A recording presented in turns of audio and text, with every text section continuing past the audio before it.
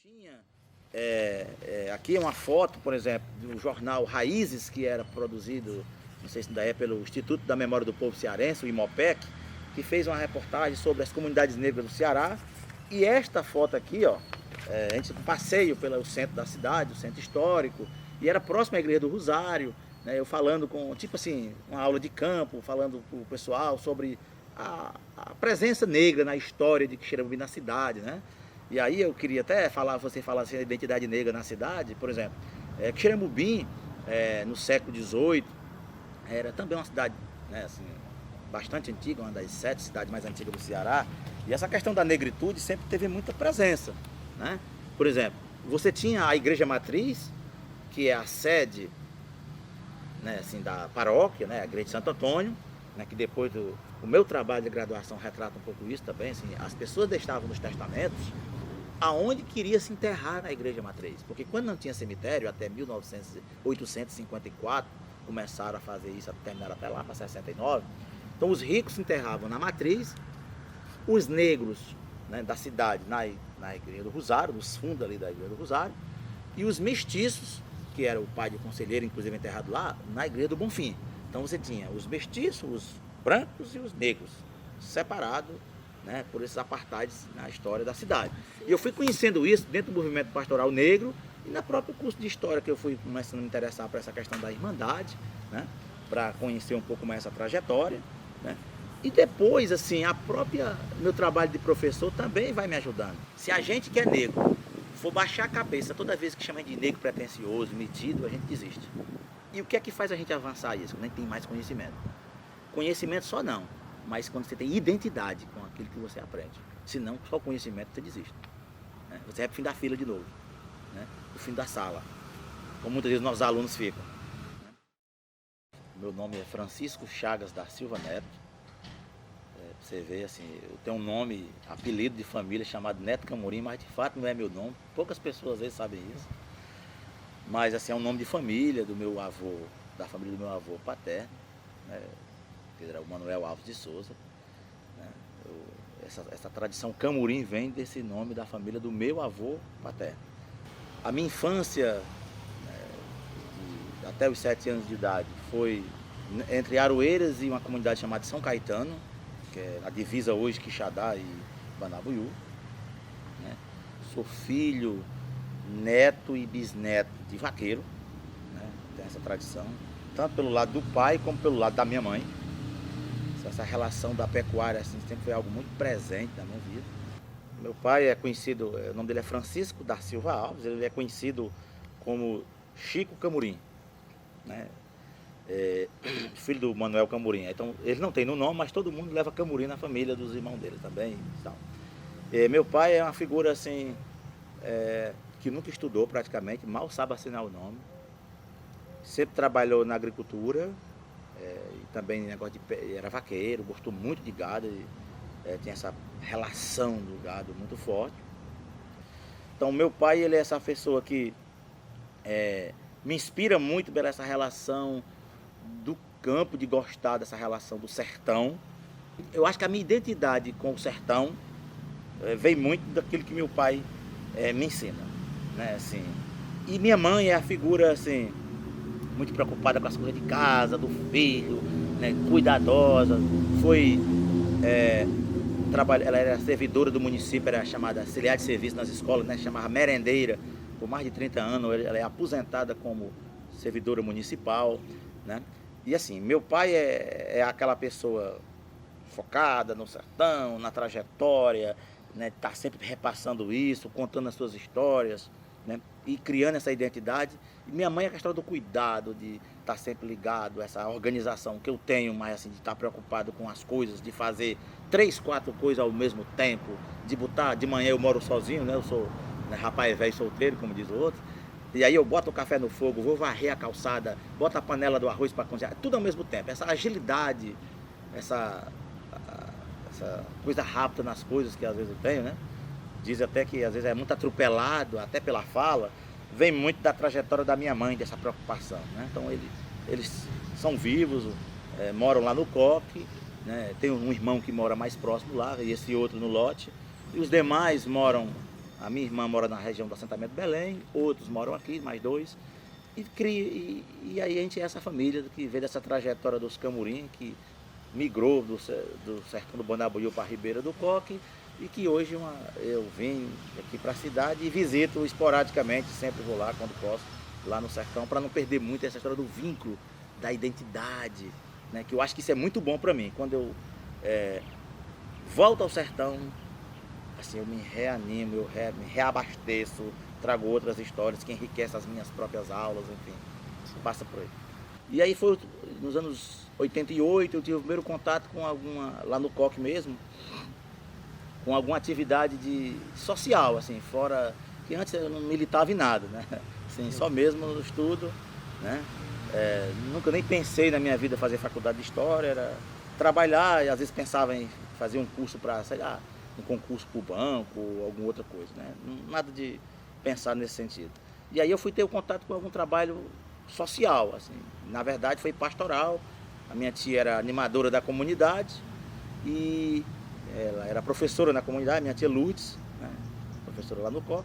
E aí um dia ela convidou para eu fazer uma leitura na celebração do culto dominical da comunidade. Lá tem uma capela. E assim, foi o primeiro contato que eu tive assim, de ler em público, assim, fora da escola, né? Tinha antigamente um clube chamado Fortaleza do Coque, aí a gente militava no esporte, ajudando, não que jogar bola, que eu nunca joguei, mas ajudava na organização do futebol, e aí fui para militância política, né? Nesse processo, fui candidato em 92, para ter ideia, né? Eu já fui candidato a vereador 3 vezes aqui, também poucas pessoas sabem. Em 92, fui candidato, 96 e depois 2000, né? Chegando a ser primeiro suplente, 261 votos, né? Mas assim, nunca assumi essa vereança não, assim, era uma ação que depois veio a partir do trabalho pastoral das SEBs, porque aí quando eu voltei eu fui a ser articulador das SEBs que tinha aqui na paróquia, né? E tive o primeiro contato com as SEBs, com o trabalho pastoral também da irmã Francisca e da irmã Tereza, a irmã Tereza na CPT e a irmã Francisca a Chuchu, né? Que vai depois nos anos 90 me levar também para essa militância do movimento negro, né? Que é a questão da ação pastoral negra. Foi nesses primeiros contatos. Quando for em 94.1, em janeiro de 94, eu vou tentar vestibular. Já que eu não consegui em Fortaleza fazer o curso que eu queria, eu vou procurar nesse curso da UES algo que me simpatize pela temática. E aí eu botei na cabeça. Até hoje eu penso assim, se você não conseguir fazer o curso que você gosta, faça o que você achar menos ruim. Porque ruim é não ter um curso superior. Assim, aí foram 4 anos e meio praticamente nessa trajetória, né? Que eu saí do sertão do Banabuiú para Juatama, Coque, Fortaleza. E de 94 para cá eu moro aqui em Xiramubim, né? Nesse período todo. A minha identidade mesmo, quando alguém que se assume na negritude um pouco mais, comecei um pouco na própria pastoral, quando a irmã Francisca, a Chuchu, nos convidava para ir para encontros, né, da pastoral negra, que era chamada, né, do projeto, depois agrupamento negro, que era chamado PAN, que já era um movimento no estado, ligado a algumas dioceses, que tinha militância no movimento negro da pastoral. E teve algo na faculdade que me marcou bastante, que foi um texto na disciplina Brasil 1, né, me lembro demais, de um professor da Universidade Federal Fluminense, eu acho que já é aposentado, se eu não me engano, chamado Ronaldo Vaifas, que escreveu um livro chamado Ideologia e Escravidão. Esse livro já é dos anos 80, e o título diz Ideologia e Escravidão, os letrados e a sociedade escravista no Brasil colonial. Olha, foi o texto que me fez, a partir dele, ter mais coragem de me assumir como negro. Porque ele vai falar dos letrados do período colonial, Jorge Benci, Antonio, Padre Antônio Vieira. E assim, a ideia da escravidão como ele retrata, isso é muito forte para mim, assim, eu lembro, porque como eu tinha uma trajetória pastoral, né, das SEB, das comunidades de base, né, onde os movimentos pastorais eram muito ligados à questão da fé e da vida, né, não era só louvação, como muita gente vê hoje em muitos grupos, né, de religião católica, mas era uma pastoral social mais engajada, né, com uma consciência mais crítica, né, ligada à ideia da teologia da libertação.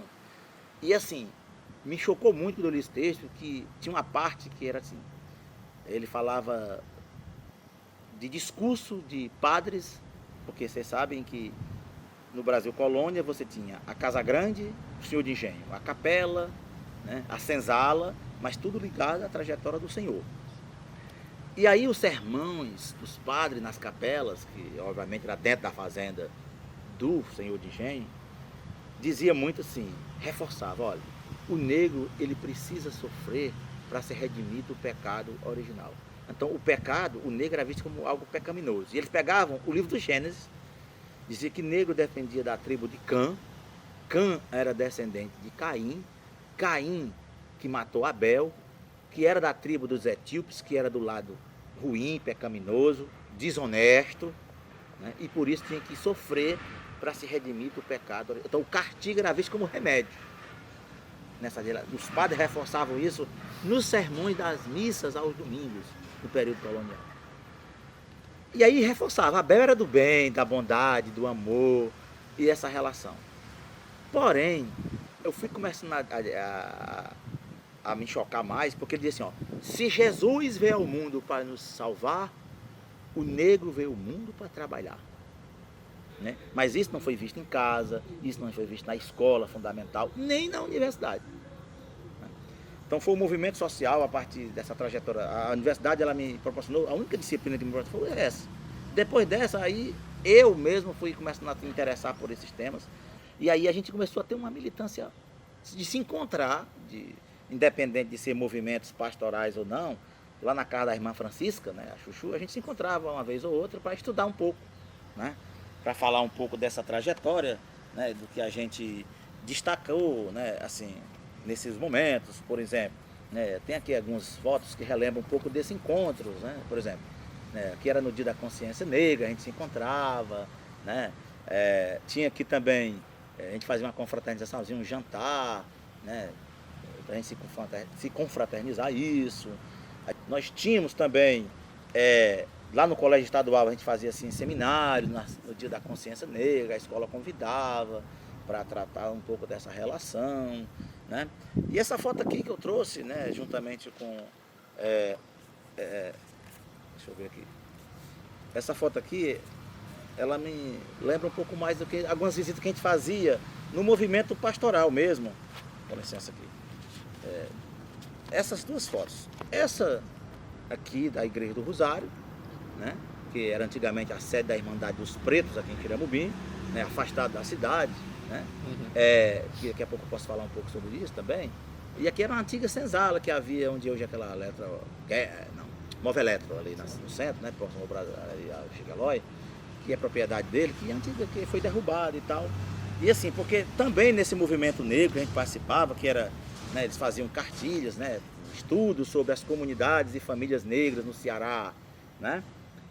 Você tinha comunidades negras do Ceará, eles foram mapeando esse trabalho e tal.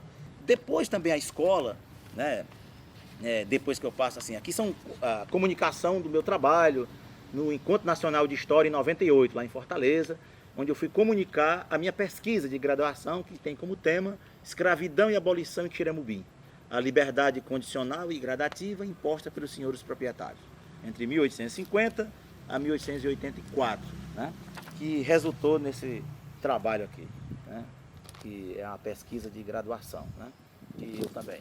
Aí, claro, esses temas vão chegando mais na sua vida e a escola vai tratando, por exemplo, depois a gente, né, vai ter projetos na escola, por exemplo, que já no liceu a gente tinha projetos sobre a valorização da cultura negra.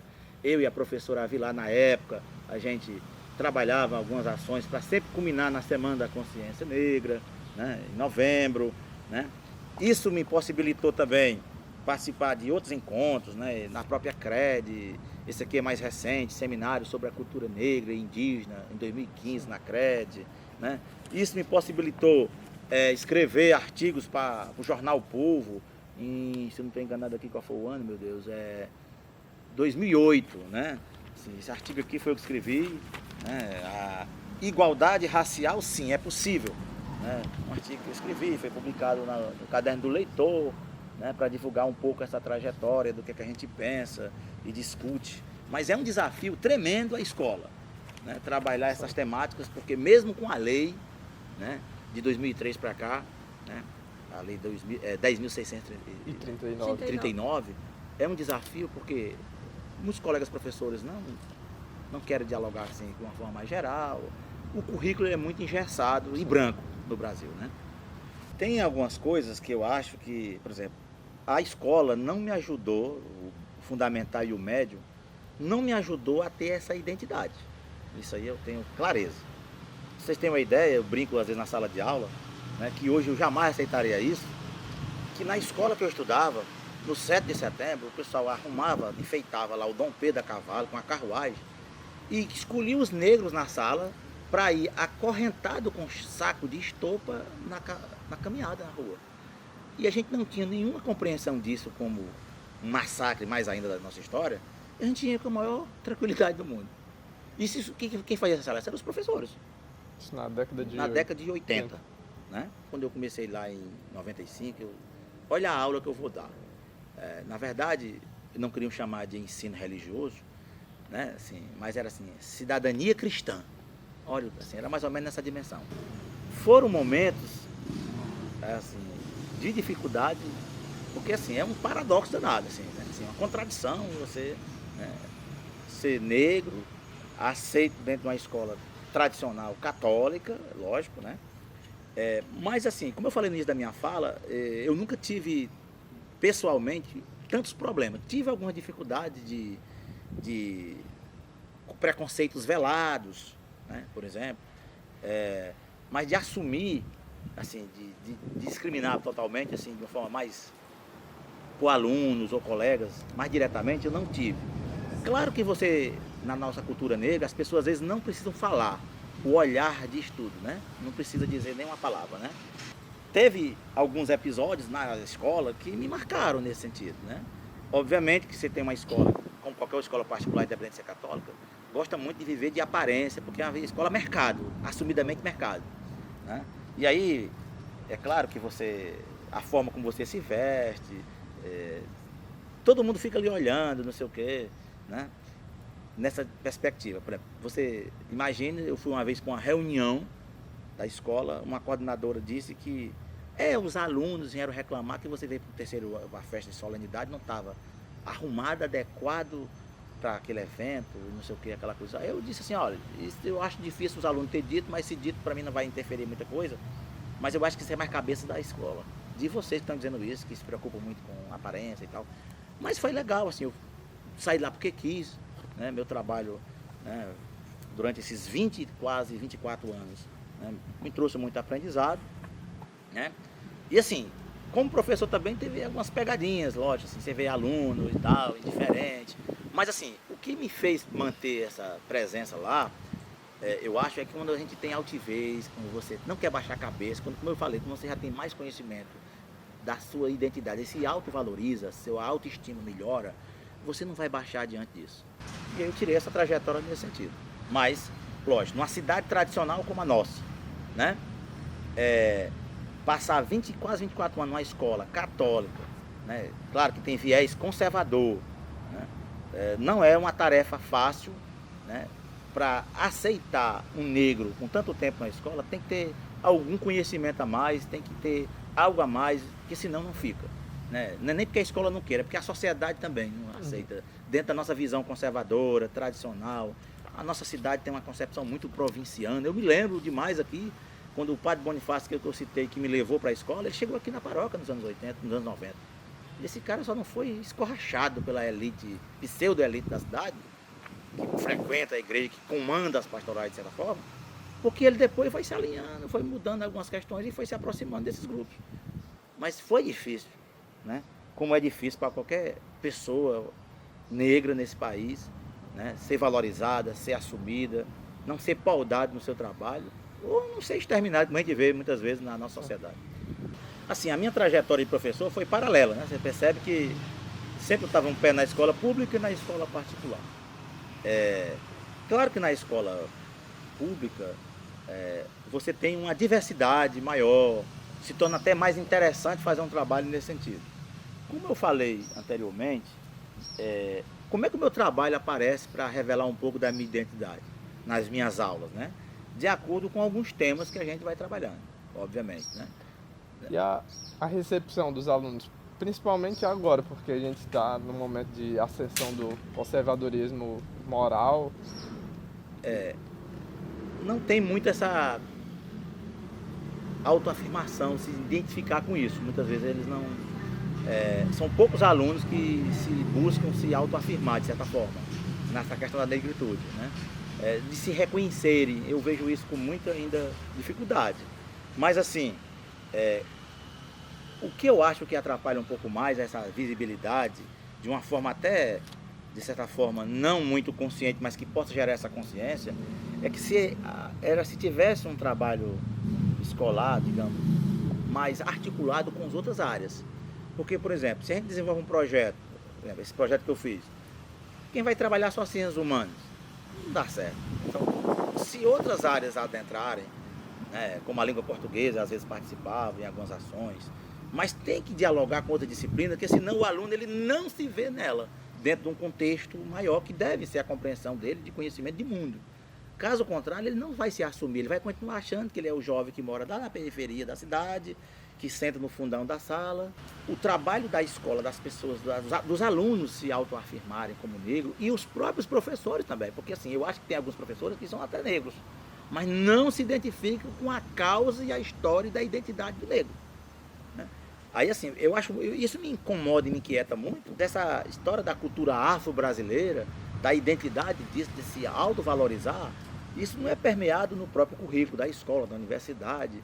É um processo que, a meu ver, demora bastante e que agora já estão caminhando para retrocesso diante dos próprios avanços que as políticas de cotas tentaram dar, né? Mas assim, eu acho que nosso trabalho enquanto professor, né, se torna mais difícil por essa relação não ser tão trabalhada desde o currículo para as questões mesmo com outros colegas em atividades que possam dar essa visibilidade.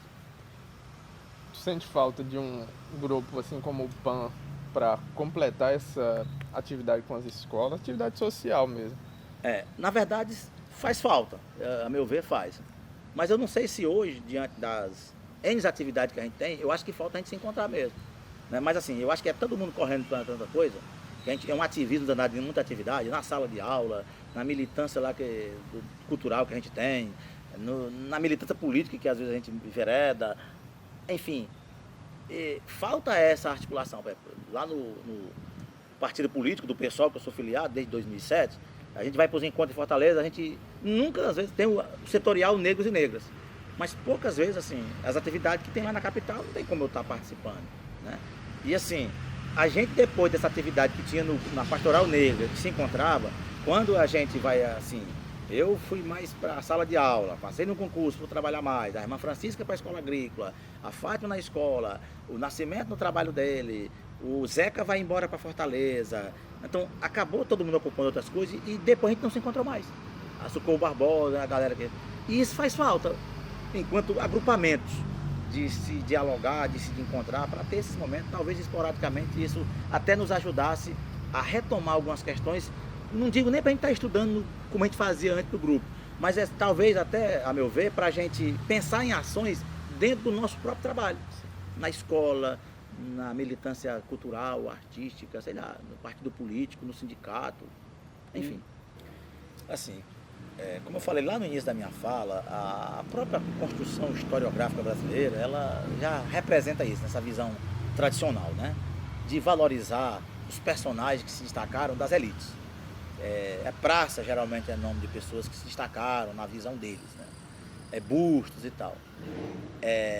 Quixeramobim também não é diferente pela tradição, né? Por exemplo, às vezes eu fico observando para quem é que a imagem de Santo Antônio vai depois da trezena toda noite, assim, nas programações da festa, né? Que é um processo mais elitizado, apesar de ser uma festa do povo, popular, eu reconheço, sim, mas é sempre essa questão de se apropriar do poder também, né? A cidade, ela é muito apartada, muito, né? Assim, você praticamente não encontra lugares assim para você se sentir assim confortável de se ver identificado nele, né? Por exemplo, frequento muito aquele espaço ali, me identifico muito pela questão histórica em si, né? Pelo aquele espaço ali da ponte metálica, ali perto ali do bar, né? Me sinto sempre revigorado quando passo em frente à Igreja do Rosário, né? Apesar do sofrimento que eu sei que foi a construção daquele povo negro, mas é uma resistência também, né? Mas assim, é uma cidade que, né, assim, não agrega nesse sentido ainda, né? Que valoriza muito essa trajetória ainda na visão da história tradicional dos seus pseudos comandantes, né? E que infelizmente isso, a meu ver, atrapalha muito a gente se auto-reconhecer nisso, né? É muito complicado, né, você ter essa compreensão, né, e que esse debate, assim, o que eu acho mais lamentável é que a gente não consegue, às vezes, muitas pessoas, para tentar dialogar nessa perspectiva de mudar isso, né? Ainda falta muito a fazer, né? Assim, eu sempre digo e concordo lá nas reuniões do movimento do Conselheiro Vivo, né, do evento, que essas gerações que estão agora, talvez elas consigam ter uma leitura diferente disso. Quem sabe algumas coisas, né? Porque eu nunca esqueci de um debate, um evento do Conselheiro que teve no Memorial, não me lembro o ano, que a parte conservadora mais do Conselheiro, porque o Conselheiro agrega tudo, lógico, né? Reclamou porque que o Conselheiro assim, foi representado por um aluno da escola Zé Mário Barbosa do Jaime Lopes cantando rap. Ele não era de rap. Aí disse, olha, o que interessa é que ele passe a mensagem para o menino da forma que ele compreenda. Se ele vai com rap, com cordel, com qualquer expressão da arte, o importante é a mensagem que ele pode ter. Assim também a história da negritude. Me deixaria mais feliz se nós, né, enquanto negros, eu sei da dificuldade do que se auto-assumir, né, na relação de namoro familiar, né, de relação de amizade, de espaço de trabalho, né?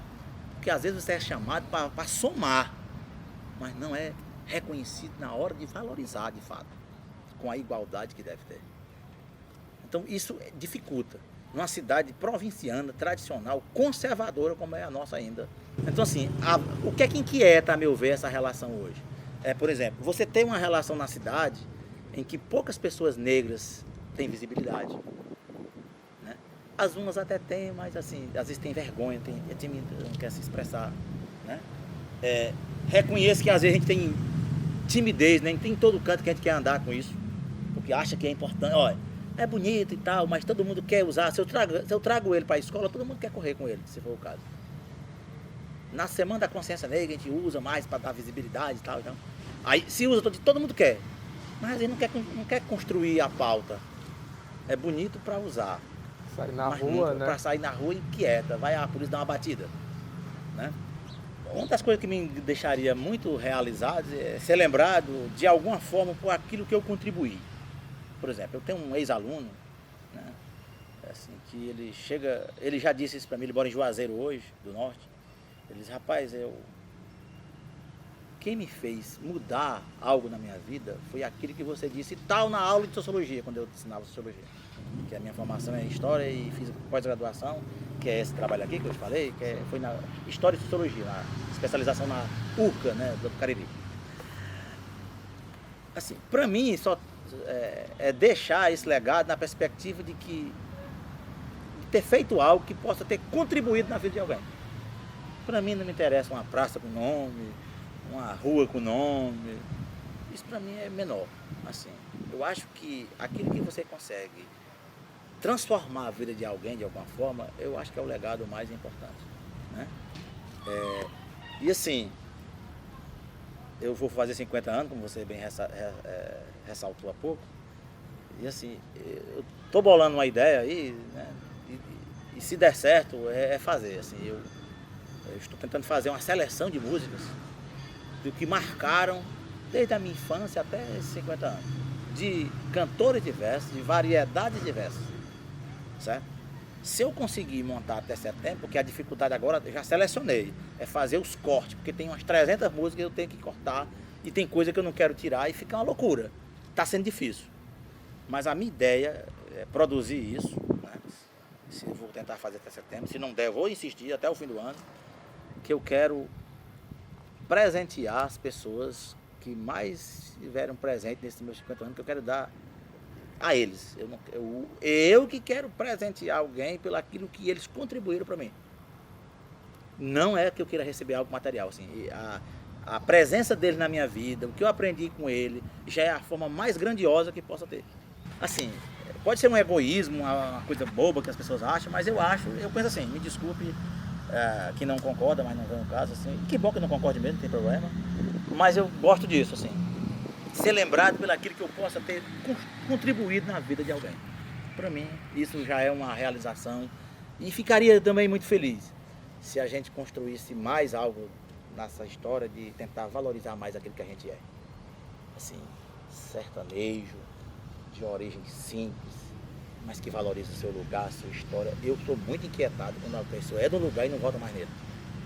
Assim, claro que respeito, mas eu me inquieta isso. E eu acho que isso é um ganho importante. A gente aprende sempre muito mais quando você bebe na fonte daquilo de onde você veio, de onde você está, enfim. É muito por aí.